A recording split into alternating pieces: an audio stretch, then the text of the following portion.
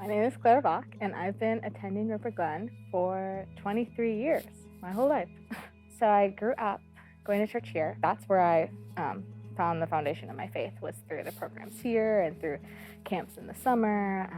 So much so that when I was looking at colleges, I specifically wanted to go to a Christian college, which is how I ended up at Taylor University. And I was really excited for what Taylor could be. They have a really strong, small Christian community. I got to school and it was hard. The theater program was really intense, and I pretty quickly got into this place where I was idolizing that work. I really wanted to prove myself. I wanted to get acceptance and attention and be a person that people could count on and rely on. And I think when I started having that attitude, it wasn't a dangerous thing. But the longer I continued to search for that and desire that, quickly it became more important than anything else in my life. And I didn't realize that in that stress and anxiety of trying to hold on to my identity and my work, that suddenly I wasn't talking to God. And because I wasn't getting satisfaction or fulfillment in that work, I started searching for that in other things. I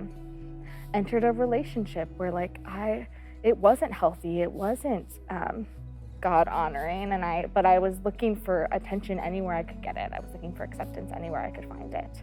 And I just drifted. It wasn't that I was I don't believe in God, but I wasn't thinking about it. I wasn't praying. I wasn't talking to God. I wasn't close to him in the way I was when I grew up. And I was working on a production of Macbeth, and it was one of the hardest shows I'd ever worked on before. It was a crazy set in a short time period, and I was feeling burnt out and exhausted, and I didn't know what to do because it felt like I couldn't keep living the way I'd been living.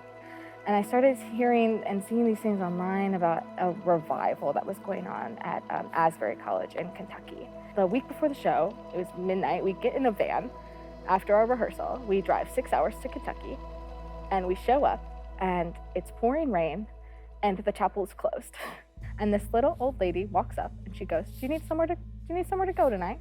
And we went, yeah, sure. And she takes us down the road to this little Methodist church and walks in the door, and it's completely empty, and it's just calm, complete peace. And it was the first moment in months that I had just stopped and paid attention to God's presence.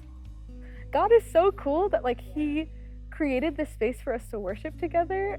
And it wasn't the huge revival they were expecting. It was that intimacy and relationship that we all were desiring and needing. And we sat and we prayed for one another, and we talked about what we were needing spiritually and emotionally and physically. And we looked at one another in the eyes, and we saw each other for who we really were and not just the work that we were doing.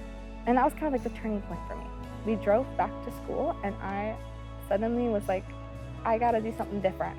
After experiencing a season of feeling far from God, in order to take steps to get back to my faith, I decided I wanted to get involved. I wanted to not let myself be isolated like I had been in school in the time that I felt far from God.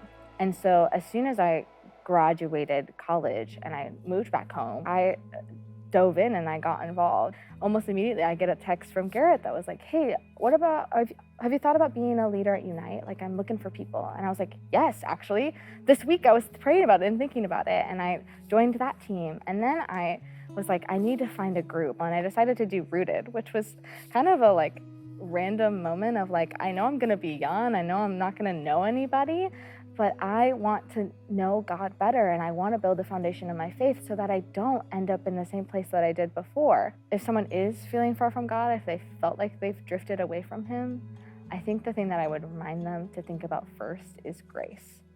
To let yourself not feel ashamed that you've drifted from him. Just because you feel far from God doesn't mean that he is far from you. He's right there with you, and he's just waiting for you to turn to your right and see him.